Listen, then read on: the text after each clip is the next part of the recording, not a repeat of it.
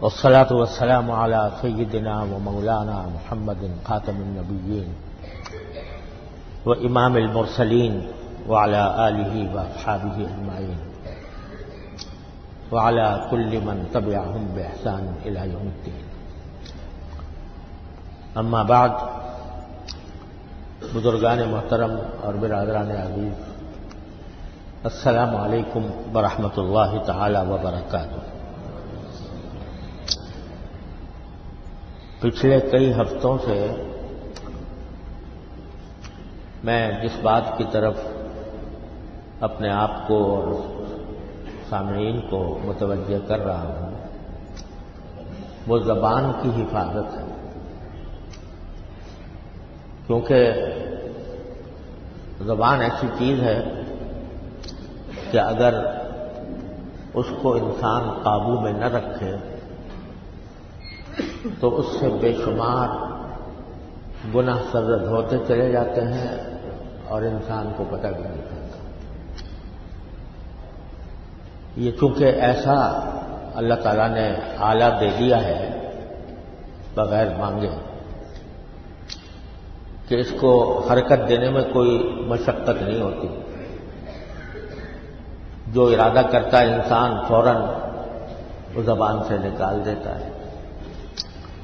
اس لیے اس میں بے احتیاطی بے انتہا پھیلی ہوئی ہے۔ تو اس وجہ سے میں نے پچھلے جمعہ میں کچھ احادیث آپ کے سامنے پیش کی تھی، جن میں رسول کریم سرور عالم صلی اللہ علیہ وسلم نے زبان کی اہمیت اور زبان سے صادر ہونے والے گناہوں کا ذکر فرمایا۔ وہ احادیث ابھی پوری نہیں ہوئی تھی، تو میں چاہتا ہوں کہ وہ ساری حدیثیں آپ حضرات کے سامنے آ جائیں، ہم ان پر غور کریں اور ہماری زبانوں سے جو گناہ صادر ہوتے ہیں، جن کی تعداد حضرت امام غزالی رحمۃ اللہ علیہ نے یہ بتائی ہے کہ کم از کم 20 گناہ ہیں جو گناہ انسان کی زبان سے صادر ہوتے ہیں۔ تو پہلی حدیث یہ ہے کہ رسول کریم سرور عالم صلی اللہ علیہ وسلم سے پوچھا کسی صحابی نے، یا رسول اللہ، انسانوں کو سب سے زیادہ جنت میں داخل کرنے والی چیز کیا ہے؟ یعنی کون سا عمل ہے جس کے نتیجے میں زیادہ لوگ جنت میں جائیں؟ تو آپ نے جواب میں فرمایا تقوی اللہ و حسن الخلق۔ ایک تو اللہ سے ڈرنا اور ایک اچھے اخلاق، یعنی اللہ تبارک و تعالیٰ کے ساتھ تو معاملہ یہ ہو کہ آدمی ہر وقت اس مراقبے میں رہے یا اس دھیان میں رہے کہ میرا کوئی عمل اللہ تبارک و تعالیٰ کی مرضی کے خلاف تو نہیں ہو رہا، اگر ہو رہا ہے تو میں اس سے بچوں، اس کو تقویٰ کہتے ہیں۔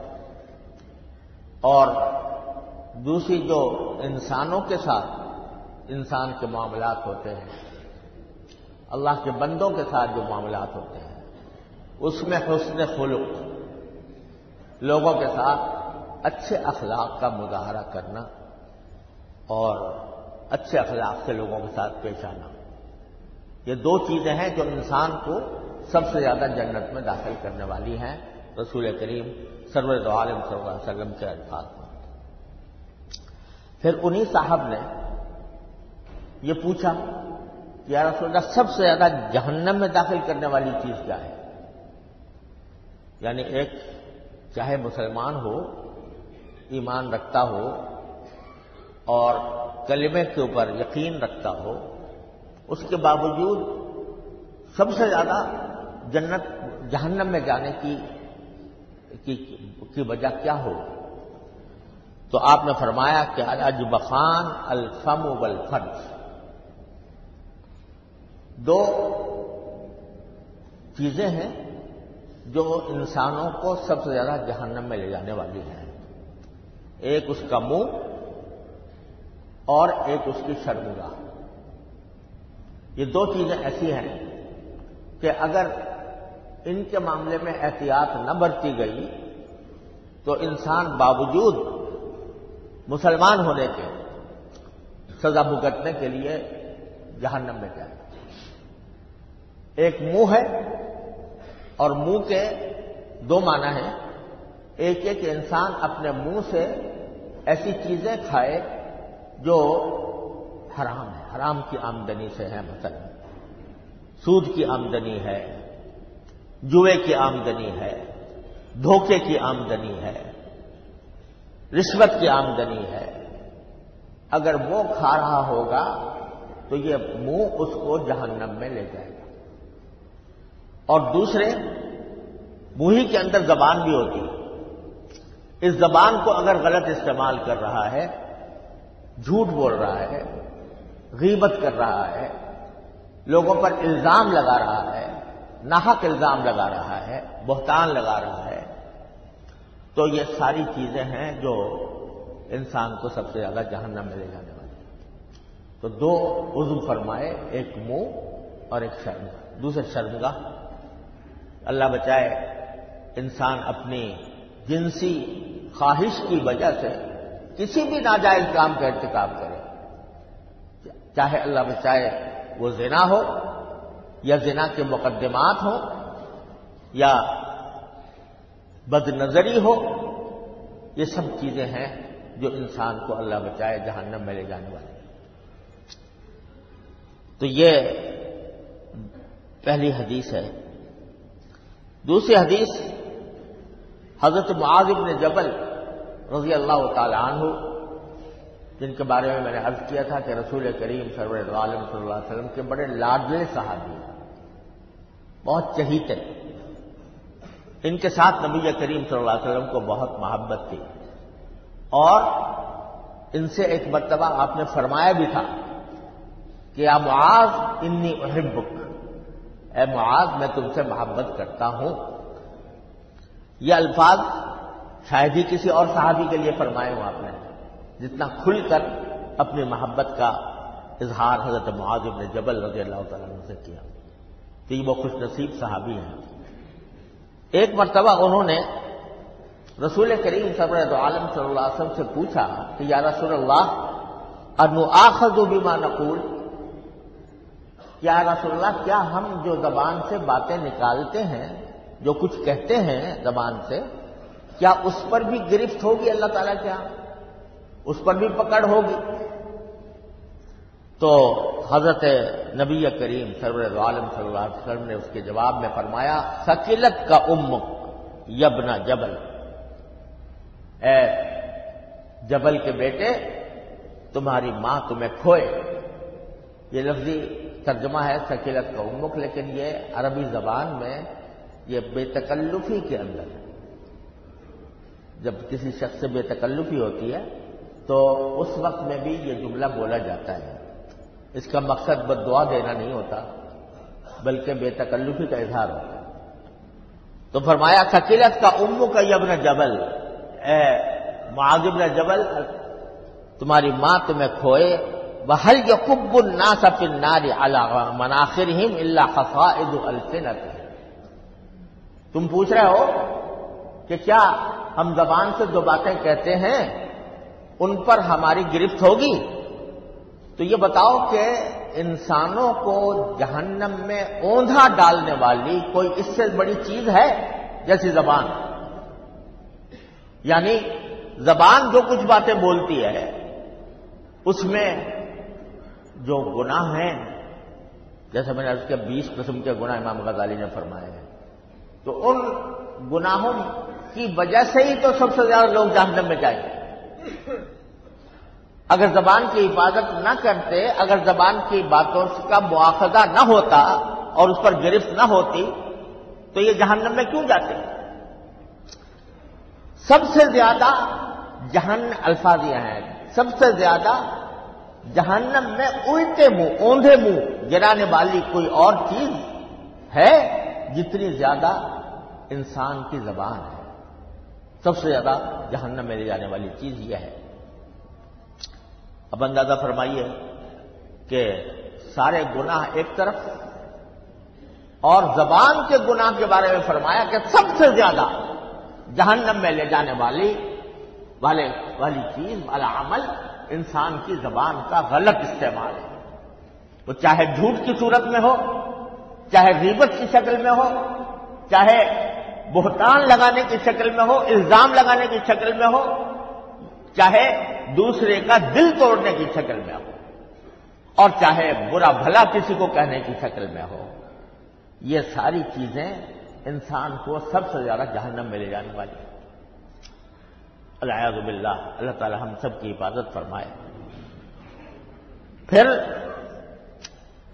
حضرت معاذ رضی اللہ تعالیٰ عنہ ایک مرتبہ رسول کریم صلی اللہ علیہ وسلم سے پوچھتے ہیں کہ یا رسول اللہ ای الاعمال افضل، کون سا عمل سب سے زیادہ افضل ہے؟ تو آپ نے اپنی زبان مبارک کی طرف اشارہ کیا کہ یہ کیا مانا کہ جس طرح یہ زبان ایسی چیز ہے جو سب سے زیادہ انسان کو جہنم میں لے جانے والی ہے، اسی طرح سب سے زیادہ جنت میں لے جانے والی بھی ہے، سب اعمال میں افضل بھی ہے۔ کیا مانا کہ اس کا اگر صحیح استعمال کیا جائے، یہ زبان اللہ تعالیٰ کے ذکر سے تر رہے، چلتے پھرتے اٹھتے بیٹھتے آدمی اللہ تبارک و تعالیٰ کا ذکر کرے، سبحان اللہ، الحمدللہ، لا الہ الا اللہ، اللہ اکبر، تیسرا کلمہ ہے مثلا، یا صرف سبحان اللہ کہتا رہے، یا صرف الحمدللہ کہتا رہے، تو جتنا ذکر کرے گا اتنا ہی انسان کو جنت میں جانے کے مواقع زیادہ فراہم ہوں گے۔ تو زبان کا صحیح استعمال۔ اسی طرح کسی اللہ کے بندے کو کوئی تسلی کا کلمہ کہہ دے،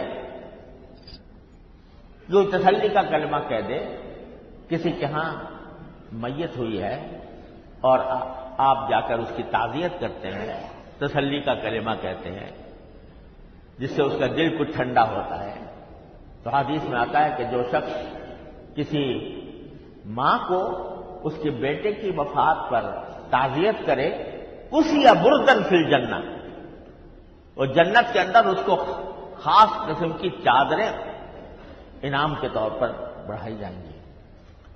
یا کسی کوئی شخص دل شکستہ ہے، کمزور ہے، کسی مشکل کا شکار ہے، آپ اس کو تسلی کے 2 کلمے کہہ دیتے ہیں، تو یہ تسلی کے 2 کلمے کہنا زبان کا وہ عمل ہے جو دوسرے اعمال سے افضل ہے، ای الاعمال افضل۔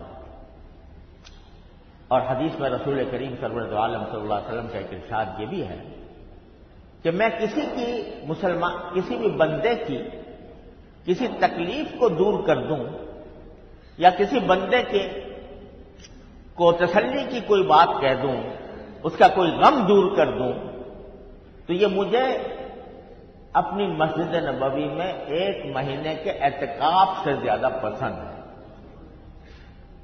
1 مہینہ میں اعتکاف کروں مسجد نبوی میں، اس سے زیادہ مجھے پسند یہ ہے کہ میں کسی اللہ کے بندے کی تکلیف کو دور کر دوں، یا اس کا کوئی غم بتا دوں، کوئی تسلی کی بات اس سے کر دوں جس کا اس کا دل ٹھنڈا ہو جائے۔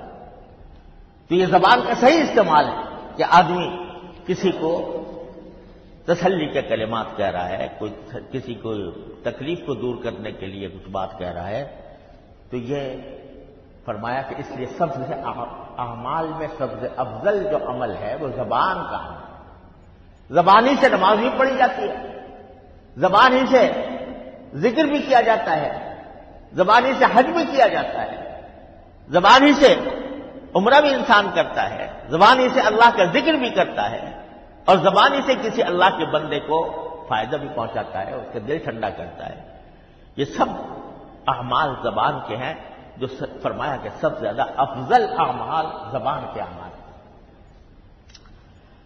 پھر ایک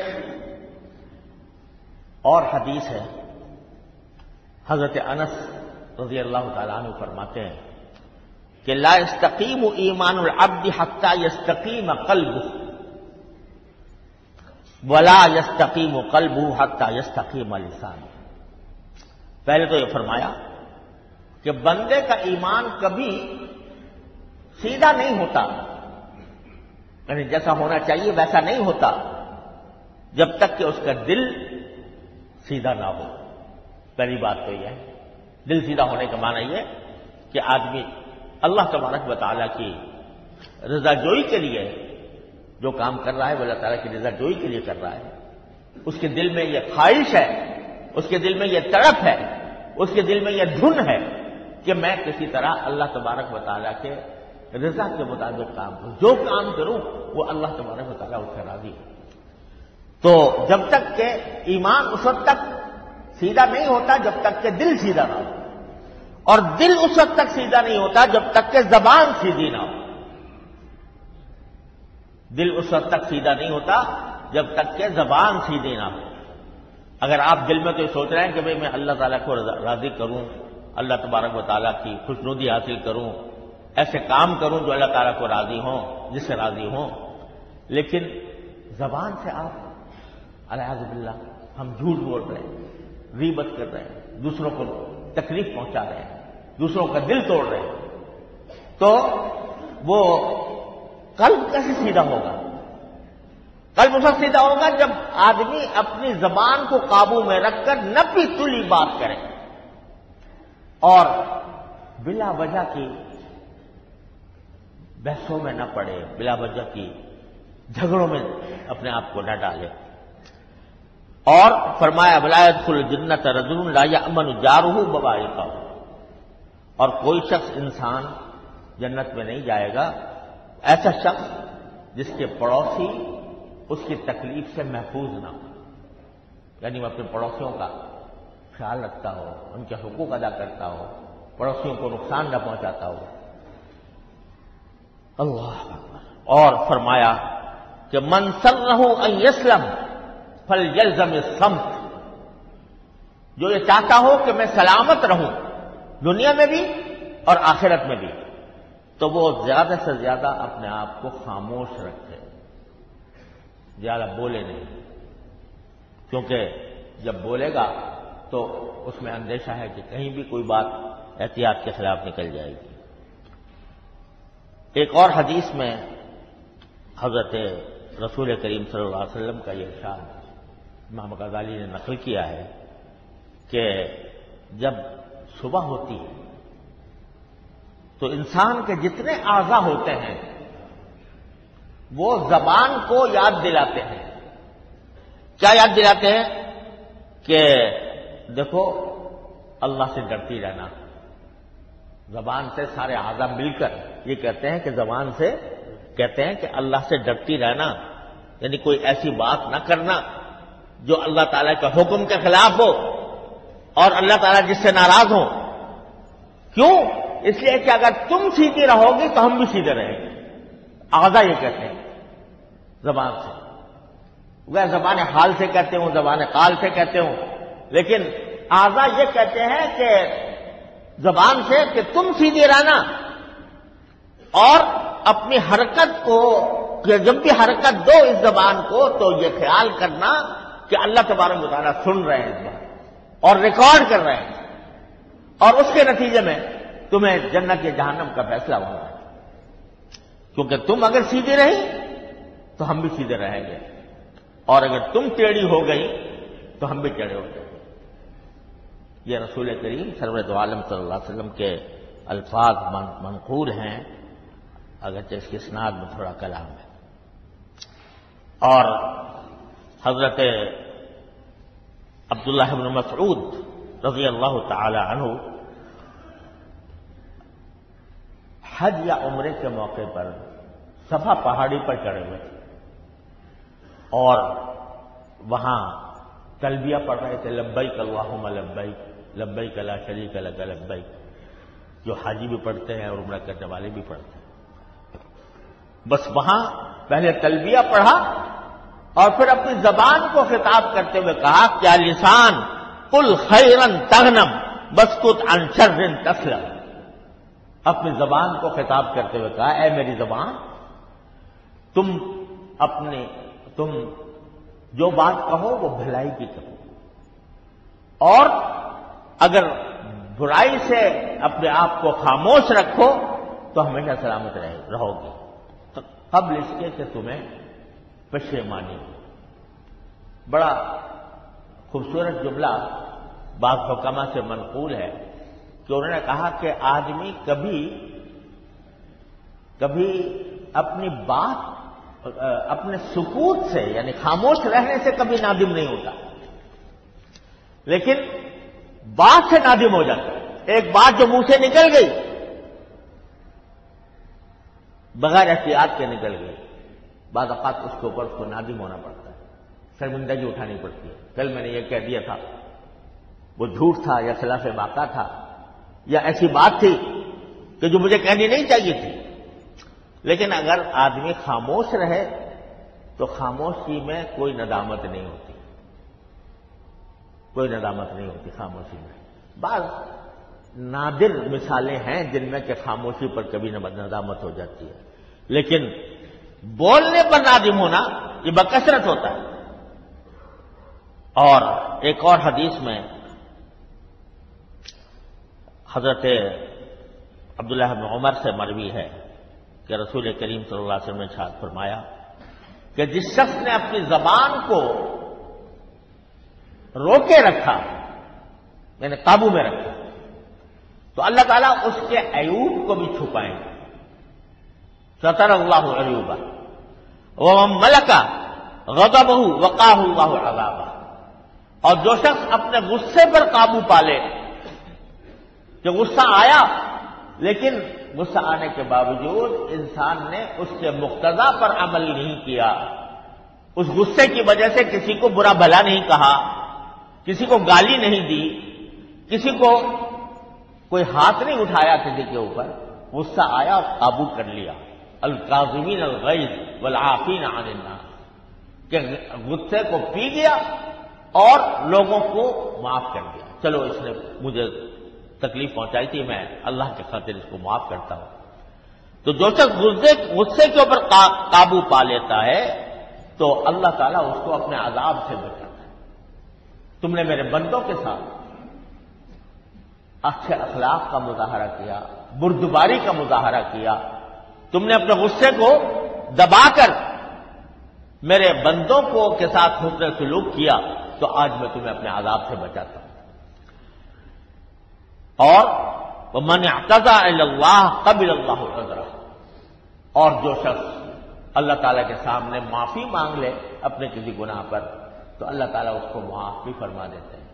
مطلب ہے کہ حقوق اللہ میں اگر کوئی کمی ہوئی ہے، اللہ کے حقوق میں کمی ہوئی ہے، تو بندہ اگر معافی مانگ لے، کسی وقت بھی مانگ لے، تو اللہ تبارک و تعالیٰ اس عذر کو قبول فرما لیتے ہیں، اس کی توبہ کو قبول کر لیا جاتا ہے اور اس سے درگزر کیا جاتا ہے۔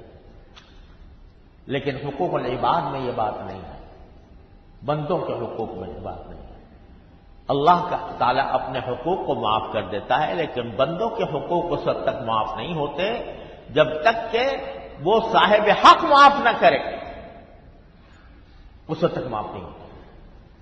اللہ تعالیٰ ہمارے حفاظت فرمائے۔ اور فرمایا کہ ایک مرتبہ حضرت معاذ بن جبل، وہی صحابی جن کا میں نے پہلے ذکر کیا تھا رضی اللہ تعالیٰ عنہ، انہوں نے رسول اللہ صلی اللہ علیہ وسلم سے عرض کیا کہ یا رسول اللہ مجھے کوئی وصیت کی، نصیحت فرمائیں۔ یہ بھی صحابہ کرام کی سنت ہے کہ جب اپنے کسی بڑے سے ملاقات ہو، کسی بزرگ سے ملاقات ہو، تو آدمی ان سے کہے کہ مجھے کوئی نصیحت کر۔ اور ایسے موقع پر دیکھیے، جو بھی کوئی بندہ کسی دوسرے کو کچھ دے نہیں سکتا، دینے والا تو ایک ہی ہے، لیکن جب کوئی طلب صادق کے ساتھ کسی بڑے سے پوچھتا ہے کہ مجھے نصیحت کر دیجئے، تو اللہ تبارک و تعالیٰ عموماً اس بڑے کے دل میں وہ بات ڈالتے ہیں جو خاص اس آدمی کے لیے مفید ہے۔ چنانچہ ہمارے اکابر کا طریقہ یہ رہا کہ جب کسی نے پوچھا کہ ہمیں کچھ نصیحت کیجیے، تو چند لمحے کے لیے اللہ تبارک و تعالیٰ سے درخواست کرتے ہیں، یا اللہ میرے دل میں ایسی بات ڈال دیجیے جو اس کے لیے فائدہ مند ہو۔ تو یہ بھی ایک بڑی اچھی بات ہے کہ کسی سے ملاقات کے وقت اس سے پوچھا جائے کہ مجھے کوئی نصیحت کر دو، خاص طور سے کوئی بڑا ہو، دینی شخصیت ہو، تو اس سے یہ پوچھنا۔ تو صحابہ کرام بکثرت یہ کرتے تھے، رسول کریم صلی اللہ علیہ وسلم سے پوچھتے تھے۔ حضرت معاذ بن جبل نے پوچھا تو آپ نے کئی باتیں نصیحت کی ارشاد فرمائی۔ ایک تو یہ فرمایا کہ اعبد اللہ کأنک تراہ، اللہ کی عبادت ایسے کرو جیسے تم اس کو دیکھ رہے ہو، یعنی تصور یہ جماؤ، مثلا نماز پڑھ رہے ہو، تصور یہ جماؤ کہ میں اللہ تعالیٰ کے سامنے کھڑا ہوں اور میں اللہ کو دیکھ رہا ہوں، اگرچہ اللہ تعالیٰ نظر آنے والی ذات نہیں ہے، ہماری دنیا میں نظر نہیں آ سکتی، لیکن اس کے وجود کے شواہد چاروں طرف بکھرے پڑے ہیں۔ یہ روشنی کہاں سے آ رہی ہے؟ سورج کی۔ تو آدمی ذرا تصور کرے گا تو اس کے پیچھے اللہ جل جلالہ کا وجود نظر آئے گا۔ تو جیسے آپ کوئی ہوائی جہاز اڑتے ہوئے دیکھیں تو اس میں بیٹھے ہوئے اندر کوئی انسان تو نظر نہیں آ رہا، لیکن آپ کو پتا ہوتا ہے کہ یہاں کوئی پائلٹ اس کو چلا رہا ہے۔ اسی طرح دنیا کے اندر پھیلی ہوئی ساری نشانیاں وہ ایسی ہیں کہ اگر ذرا آدمی غور کرے تو اس کے ذریعے فوراً اللہ تعالیٰ تک پہنچ جائے۔ تو اللہ کی عبادت اس طرح کرو جیسے کہ تم اس کو دیکھ رہے ہو۔ ایک وصیت تو یہ فرمائی، دوسرا فرمایا کہ وَعُدَّ نَفْسِكَ فِي الْمَوْتَى، نَفْسَكَ فِي الْمَوْتَى، تم اپنے آپ کو یہ سمجھو کہ بس اب موت آنے والی ہے۔ اگر کسی آدمی کو پتا ہو کہ اگلے گھنٹے میرا انتقال ہونے والا ہے تو کیا کرے گا؟ اس وقت وہ کسی کو الزام لگائے گا، اس وقت کسی پر بہتان عائد کرے گا، اس وقت جھوٹ بولے گا، اس وقت غیبت کرے گا؟ وہ تو ایک گھنٹہ اگر اس کو ملا ہے اور پتا ہے کہ ایک گھنٹے کے بعد مجھے موت آنے والی ہے تو وہ سارا ایک گھنٹہ یقیناً اللہ تبارک و تعالیٰ سے رجوع کرنے میں صرف کرے گا۔ تو عد نفسک من الموت، اپنے آپ کو ایسا سمجھو جیسے اب میری موت آنے والی ہے۔ وَإِن شِئْتَ أَنبَتُكَ بِمَا هُوَ أَمْلَكُ لَكَ مِنْ هَذَا كُلِّهِ، اور اگر تم چاہو تو میں بتاؤں تمہیں کہ ان سب چیزوں کا سب سے بڑا سبب، یعنی ان ساری چیزوں کا کیا ہے، یعنی کس بات کا؟ کہ اللہ تعالیٰ کی عبادت اس طرح کی جائے کہ جیسے اس کو دیکھ رہے ہو، اور انسان اپنے آپ کو یہ سمجھے کہ بس اب میرا انتقال ہونے والا ہے، قریب انتقال ہونے والا ہے۔ ان سب چیزوں کو قابو میں کرنے والی چیز کیا ہے؟